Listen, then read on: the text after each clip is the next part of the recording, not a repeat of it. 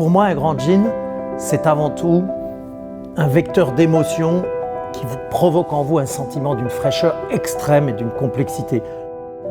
Un bon gin, c'est un parfum qui se boit.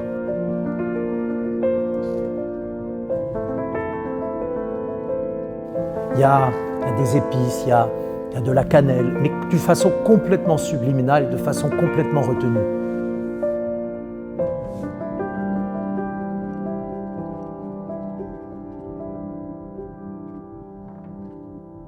Dans un grand gin, pour moi, il y a toujours le vent du large.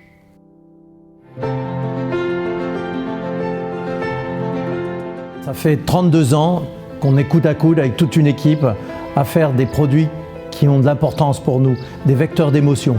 Bien sûr, le cognac Ferrand, mais aussi le rhum Plantation et puis le gin Citadelle. Et aujourd'hui, j'aimerais vous montrer la distillerie Citadelle dans sa phase numéro 2, la renaissance d'une vieille distillerie. Je suis Alexandre Gabriel, le maître assembleur et le créateur de la maison Ferrand.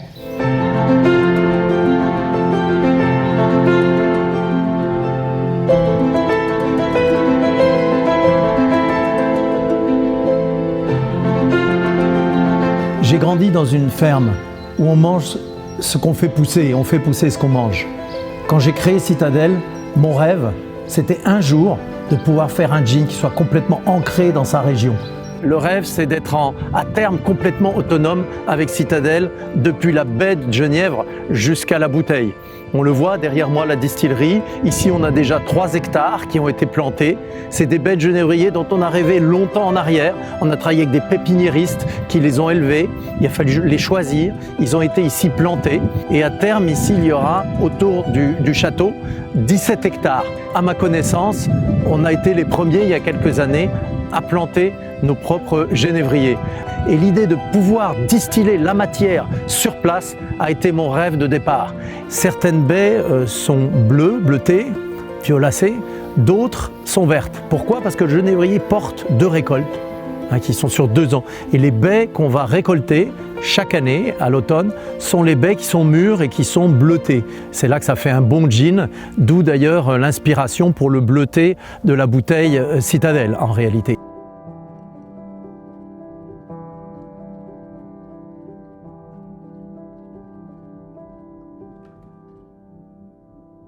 Citadelle, pour nous, c'est cette expérience complètement holistique au niveau de la production, avec la distillerie maintenant qui vient s'installer au cœur de ces champs de genévrier.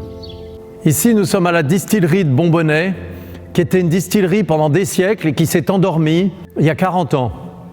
Et pour tout vous dire, depuis 1996, la date où on a créé Citadelle, je visite cette distillerie dans mes rêves.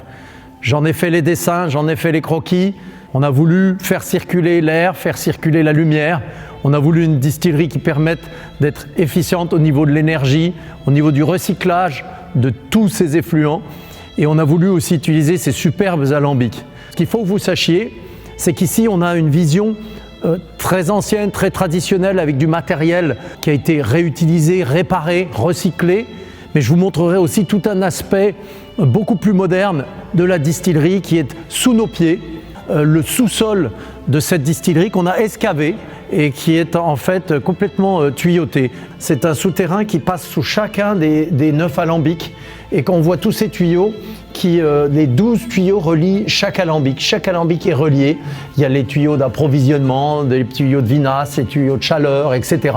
qui sont là et qui permettent de faire un travail très fin. Vous verrez au niveau du plafond, il faut imaginer que la distillerie au-dessus, il y a des carottages qui vont comme ça ponctionner et se connecter sur ces tuyaux et qui sont la face cachée et le lieu où la distillerie fonctionnera aussi. On veut un distillat, un gin complètement pur, donc aucun contact avec le plastique, seulement le cuivre lors de la distillation et l'inox jusqu'à la bouteille. Donc je vais vous montrer ici par exemple cet alambic ici qui est un alambic de 20 hectolitres de capacité. Vous connaissez tous et toutes le principe de la distillation ici.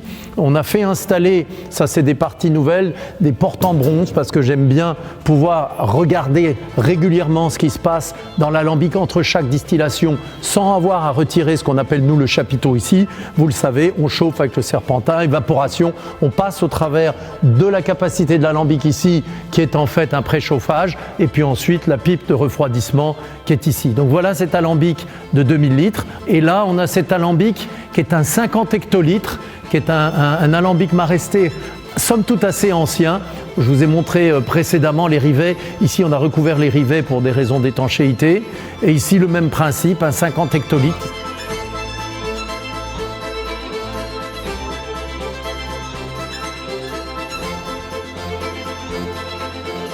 Quand on a travaillé à la création du gin Citadel, on a étudié tous les processus, tous les procédés de fabrication.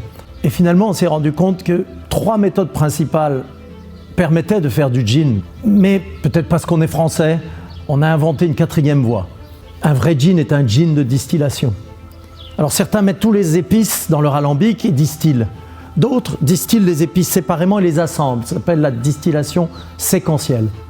Et on s'est rendu compte que la distillation séquentielle permettait de respecter la personnalité, le type de chaque épice. Le problème, l'assemblage par la suite, ne créait pas l'effet du fondu, de l'intégration. Et on a inventé une méthode où on infuse les épices progressivement et c'est à la fin de cette infusion qu'on procède à la distillation.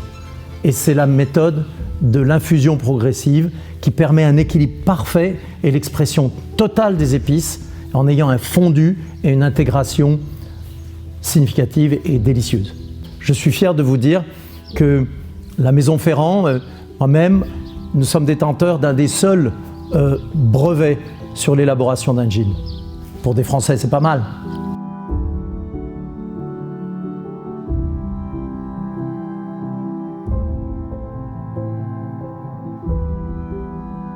C'est une partie qui est très importante pour une distillerie de gin, c'est l'endroit où en réalité on stocke les épices et où on sèche certains. Par exemple les baies de genièvre qui sont gardées pour l'année vont sécher ici. Et je vais vous montrer, je vais vous expliquer le système, comment ça fonctionne. Et là dans cette pièce ici, c'est les vôtres qui vont donner à l'infusion et à la distillerie. Donc derrière vous avez la distillerie et il faut imaginer cette pièce ici où vous aurez ces odeurs d'épices, vous aurez ces épices qui seront là, tout ça sera en train de sécher.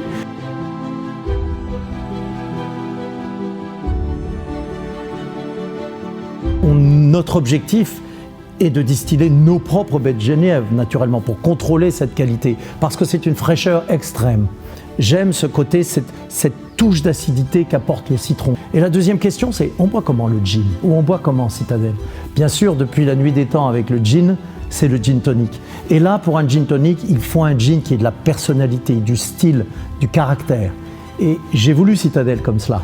Pour nous, c'était important d'avoir un gin qui soit un gin de France, qui soit enraciné dans nos savoirs de distillation et dans nos savoirs culturels.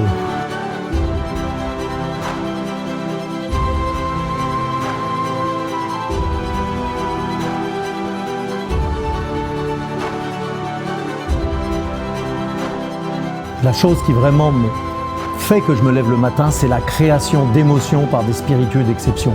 On fait pousser les choses. On a des tisanes qu'on récolte des nuits de pleine lune. On a des légumes, on a des fruits qu'on fait pousser nous-mêmes.